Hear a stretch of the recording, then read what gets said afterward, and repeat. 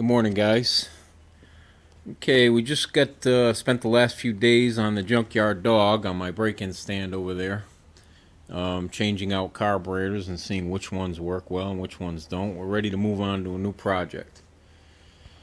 This one I'm calling the Black Widow, although it doesn't look like it right now. It's going to be painted all black with some thick red spark plug wires, a red cap distributor, and I'm hoping it'll look pretty mean in the end. This has got a little more of a budget in it than the Junkyard Dog, although certainly didn't go to any extravagant expense. Blocks used, and even the new parts were, you know, some of them are offshore parts, yet to be tested, and some of them are just used things that we were sure of around the shop. And this engine's got a few tricks in it, and it's funny how, I remember when I was a young guy, reading, in the 80s, when Smokey Yunick was writing for Circle Track, and I just read his book so many times that it fell apart on me. And I read David Vizard's early American stuff enthusiastically as well. And meanwhile, I was learning a lot from older guys who had been around the hobby for a while. And even though I still to this day build those kind of engines, and I don't really fool around with computers and electronic fuel injection, mostly a carburetor place here, the technology has evolved to the point where, well, a guy like Smokey, I think he would have given a lot for something as simple and that we can take for granted now as a one-piece rear main or a raised cam tunnel engine block. The dynamometer that he spent probably $100,000 in non-inflated dollars from the 1960s and 70s. You can buy a Superflow now used and complete on eBay for $20,000. I would love to have one of those. Still can't afford it for the average guy, but I imagine one day there will. My point is that the technology that has trickled down from racers like Smokey to us today has improved things for us. And I'm not just talking about the ready and quite large aftermarket support for engines like the small block Chevrolet here or the small block Ford, but there are things that really have improved and made our lives easier, right? So I want to talk about one of those issues today. It's not the most glamorous subject, but I want to talk about oil control. Most average hot rodders today, guys that I speak to who own cars, drive their cars, go to shows, maybe do a little light racing, still really have not got too much on board with the idea of oil control. And I think the reason for that is it's not one of those, when you buy a set of aftermarket cylinder heads, when you stroke a motor, when you buy a new camshaft, all these things promise gains of big power, and I suppose that's why the magazines, or comic books some people call them, have headlines on the covers like, 100 horsepower gain with a cam change to your LS, or whatever it is. And of course that's all well and good, but there's going to come a point with every engine that you are beyond those things. Your parameters are set. You've got your stroke and your bore, you've got your cylinder heads, you've chosen your cam, and unless you want that to represent those choices to represent every horsepower you're ever going to make, the remainder of the power is going to be found in little ways, and that's what I find engine building to be substantially, aside from the reliability end, which involves a lot of double and triple checking of everything. That is, finding power in little numbers, 2, 3, 4, 5 at a time. And I try to do that over on my cylinder head bench, porting, and with learning to do good valve jobs with an old-fashioned valve grinding machine that does a great job, but I couldn't have afforded to own it back then in the 80s. And that's something else that's trickled down to us, is a lot of used and affordable equipment. Anyway, back to oil control. Okay, so let me just say a few words at the beginning I want to try to order these things in priorities to the extent that I have to start at the top end and then we'll move to the bottom end in a few minutes. But in general, okay, there's two things: bearing clearances and oil pumps. These are things that everybody knows about. I just want to say a few words here. Your bearing clearances are the number one means of oil control in your engine. And that means a lot of double and triple checking. It's time consuming, it's tedious. This particular engine has a brand new rotating balanced assembly from Eagle, and I found that the bearings that they sent with it were a little tight for my preference, about 1.5 thousandths on the mains, and I like to run them looser than that. Every engine that I've built and tested here in the shop has had what looked like excellent oil pressure at idle. Usually get at least 55 pounds cold idle, and they never really dip below 15 at hot idle. But I have built engines that never dip below 25 or 30 at idle, and so that's very good. And I think I can chalk that up partially to luck, as you always can. But this motor in particular, I think I've got no less than $200 into engine bearings. And for you, high steppers, that sounds like a laugh, but for you budget guys, you're used to paying maybe, $80, $90 for your bearing set. I've got 3 complete sets of bearings that I've gone through in this engine in an effort to get the clearances right, and I finally did.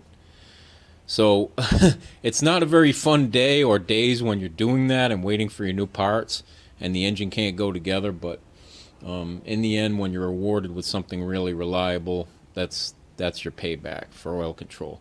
The other thing is oil pumps. I'll flip this in a few minutes and you'll see the oil pump.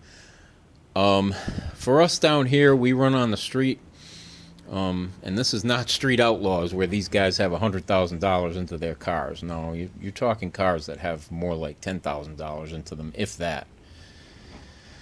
So, and it's not really for that reason either, but I usually use the stock replacement oil pumps from a company like Melling, and I don't use high volume oil pumps. Now I know for the average guy, the temptation, since they cost more or less the same, to just say, yeah, give me the high volume oil pump and throw it in there because it sounds trick is a great temptation. But you'd be better off taking the few dollars difference and throwing it into a better oil filter like a K&N, to my knowledge. And the quick explanation for this is, first of all, that the stock oil pump usually does an excellent job, and you don't need to overdo it. As a matter of fact, if you put more pressure, especially cold, into the engine than it really needs to float the bearings, what you're going to end up doing is going into the bypass valve, which is in the oil filter housing, and you're going to be sending unfiltered oil through your engine, and the engine has to do that to protect itself. And so there's no point in modifying a system to make it work better when in fact you're only going to make it work the same or worse. And your high volume oil pump is going to cost more power to drive. For those of you guys who have ever primed an oiling system, and I don't have a distributor here, but it's done down through the distributor hole there, with a drill, you can burn out a regular cheap drill doing it. It takes a lot of power to run an oil pump, so there's no point putting unnecessary pumping power into the engine. I'll say a quick word about oil, because oil is such a controversial topic nowadays. Down here, we've used everything from the best synthetics that are available to the regular guys, to diesel oil and conventional oil, everything in between. And because we use flat tappet cams for the most part, we use conventional oil, especially on a break-in. You never use synthetic oil or a blend. And I tend to favor a zinc phosphorus additive for my break-ins, and I follow the usual break-in procedure of about 20 minutes to a half an hour, varying from 2,000 to 2,500 RPMs. The jury is still out. I read whatever oil articles I can find. As far as can synthetic oil sustain the needs of a flat tappet camshaft, an old school camshaft and lifters, without wrecking them over time.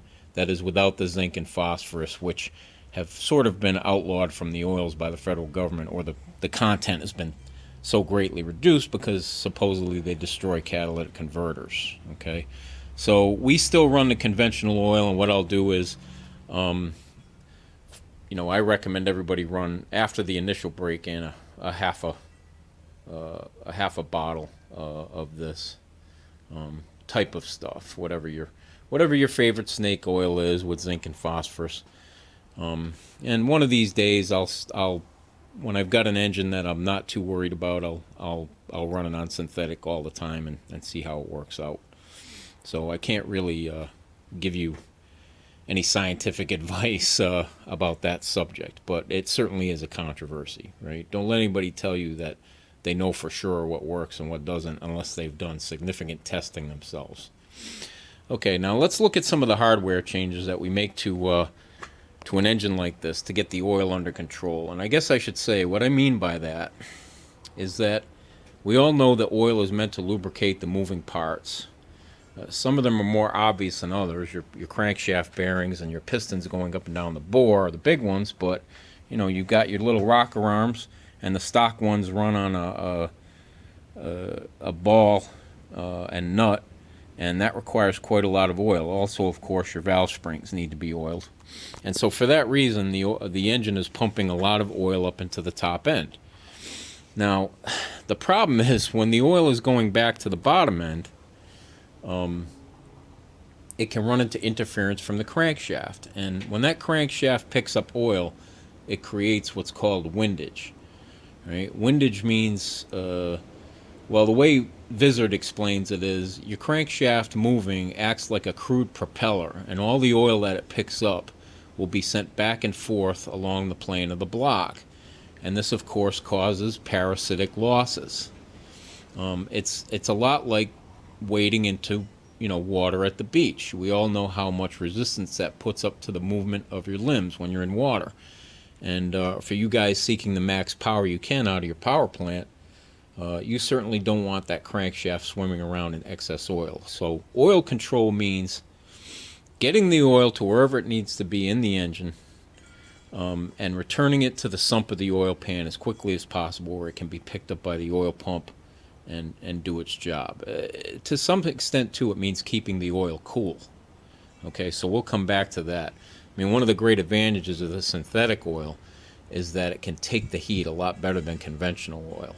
So, big advantage there. There's no doubt in my mind that synthetic oil is better in general, especially if your vehicle was manufactured after about the mid-'80s. There's no reason to use anything else, but for this old stuff, there may be. Okay, so let me talk about some block modifications that I've done first, and then the top end, and we'll move quickly on to the bottom end. Okay.